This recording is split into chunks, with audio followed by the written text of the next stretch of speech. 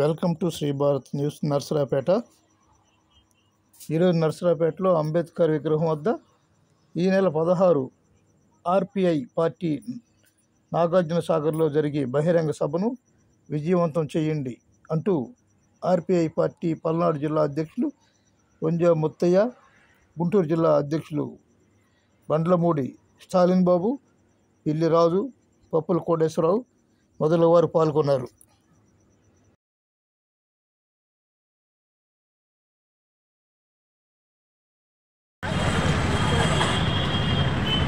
మరి ఈరోజు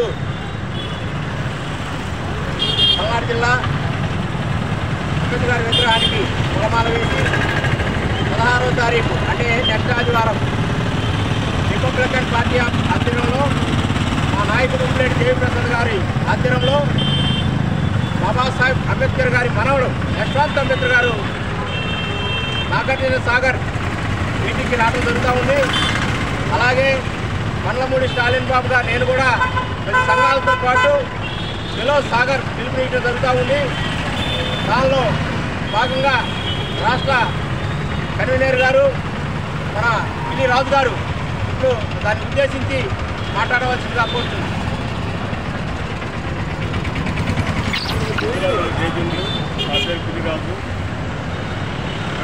party of India రాష్ట్ర కార్యదర్శి ఈ నెల 16వ తారీఖు అనగా వచ్చే ఆదివారం పల్నాడు జిల్లా నాగార్జున సాగర్లో జింకానా గ్రౌండ్లో ఏర్పాటు చేయబడినటువంటి మాచర్ల నియోజకవర్గ స్థాయిలో అంబేద్కర్ వారసుల ఆత్మీయ కళిక సమావేశం జరగనుంది.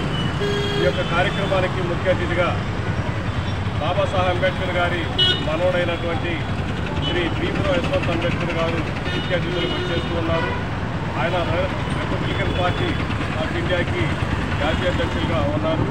మరి ఈ యొక్క రిపబ్లికన్ ఇండియా పార్టీ రాష్ట్ర అధ్యక్షులుగా డాక్టర్ శ్రీ ఉమ్మడి జయప్రసాద్ గారు రిటైర్డ్ ఐఆర్ఎస్ ఆఫీసర్ గారు ఆంధ్రప్రదేశ్ రాష్ట్ర అధ్యక్షులు ఆయన ముఖ్య హాజరవుతూ ఉన్నారు.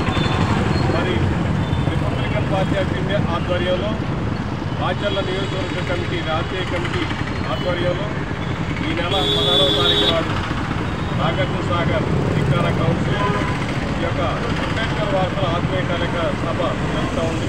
ఈ యొక్క కార్యక్రమానికి వేలాదిగా అంబేద్కర్ వారసులు, అభిమానులు, అభ్యుదయవాదులు అందరూ కూడా హాజరవుతున్నారు. కావున మరి పల్నాడు జిల్లాలో ఉన్నటువంటి అంబేద్కర్ వారసులు, అలాగనే ఇతర జిల్లాల్లో ఉన్నటువంటి అంబేద్కర్ వారసులు అందరూ కూడా వేలాదిగా ఈ యొక్క కార్యక్రమాల్లో పాల్గొని ఈ యొక్క అంబేద్కర్ వారసుల ఆత్మీయ కళిక కార్యక్రమం సభ ఏదైతుందో దాన్ని జయప్రదం చేయవలసిందిగా అమలు చేసుకుంటూ మరి ఈ కార్యక్రమంలో అనేక మంది ఉద్యోగులు, మేధావులు, మరి వివిధ సంఘాల, దళిత బహుజన సంఘాల నాయకులు, రిపబ్లికన్ పార్టీ ఆఫ్ ఇండియా రాష్ట్ర నాయకత్వం కానీ వివిధ జిల్లా నాయకత్వం కానీ అందరూ కూడా పాల్గొనడం జరుగుతూ ఉంది. కావున యావత్ మంది కూడా వేలాది యొక్క కార్యక్రమంలో పాల్గొని ఈ యొక్క కార్యక్రమాన్ని విజయవంతం చేయాల్సిందిగా కోరుతూ ఉన్నారు. జై భీమ్, జై ఆర్పిఐ పార్టీ, జై ఆర్పిఐ పార్టీ, జై ఆర్పిఐ పార్టీ. మన మీడియా మిత్రులకు ఒక విషయం చెప్పదలుచుకున్నానండి.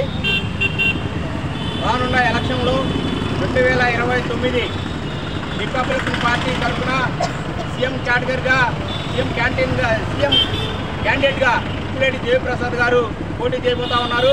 బడుగు బలహీన వర్గాలకు న్యాయం జరగాలి అంటే అది రిపబ్లికన్ పార్టీ ద్వారాగానే అని సభాముఖంగా చెప్తూ, అలాగే ప్రతి ఒక్క కుల సంఘాలకు కూడా, ప్రతి ఒక్క పార్టీలు, చిన్న పార్టీలు కూడా రిపబ్లికన్ పార్టీలో కలిసి మనం రాజ్యాధికారం దిశగా ముందుకెళ్లాలనే ఉద్దేశం మీద రిపబ్లికన్ పార్టీ దాన్ని ఎక్స్టెండ్ చేయడం జరుగుతూ ఉంది. సభ్యత్వాలు నమోదు చేస్తూ ఉన్నాము. ప్రతి ఒక్క దళిత ప్రజా సంఘాలన్నీ కూడా బడుగు బలహీన వర్గాలకు న్యాయం జరగాలి అంటే అది డాక్టర్ బాబాసాహెబ్ అంబేద్కర్ గారు పెట్టిన పార్టీ అది రిపబ్లికన్ పార్టీ. ఈ రిపబ్లికన్ పార్టీలో ఉమ్మడి జయప్రసాద్ గారు ఐఆర్ఎస్ ఈయన పడే కష్టాన్ని మీరు గుర్తించి ప్రతి ఒక్క గ్రామంలో, మండలాల్లో గ్రౌండ్ స్థాయి నుంచి రిపబ్లికన్ పార్టీ ఎక్స్టెండ్ చేయడం జరుగుతూ ఉంది. నేను గుంటూరు జిల్లా అధ్యక్షుడిగా ఉన్నాను. కాబట్టి ఈ గ్రౌండ్ వర్క్ చేసే క్రమంలో ప్రతి ఒక్క దళితుడు అనేవాళ్ళు కలిసి రావాలని ఓట్లేసి 2029 మనం ఓట్లేసి గెలిపించుకోవాలి. దానివల్ల మనకి న్యాయం జరిగితే తప్ప ఇతర పార్టీల్లో మనం అమ్ముడు పోయి మనం ఎమ్మెల్యే అయితే మనకు న్యాయం జరగదనేది సభాముఖంగా చెప్తా ఉన్నాను. ఎస్సీలకి న్యాయం జరగాలి అంటే, ఎస్సీల మీద దాడులు ఆగాలి అంటే రిపబ్లికన్ పార్టీ అధికారంలో రావాలనేది బలంగా చెప్తా ఉన్నా. కాబట్టి ప్రతి ఒక్క దళిత ప్రజా సంఘాల వాళ్ళందరూ గుర్తుపెట్టుకొని రిపబ్లికన్ పార్టీని మీరు ఎక్కడ ఏదైనా చేరాలి అనుకుంటే మాకు కాంట్రాక్ట్ నెంబర్ చేయండి, మేమందరం మేము చేసుకోవడానికి సిద్ధంగా ఉన్నాము. ఈ పార్టీని గెలిపించుకుందామని సభాముఖంగా చెబుతూ ముగిస్తున్నాను. జై భీమ్.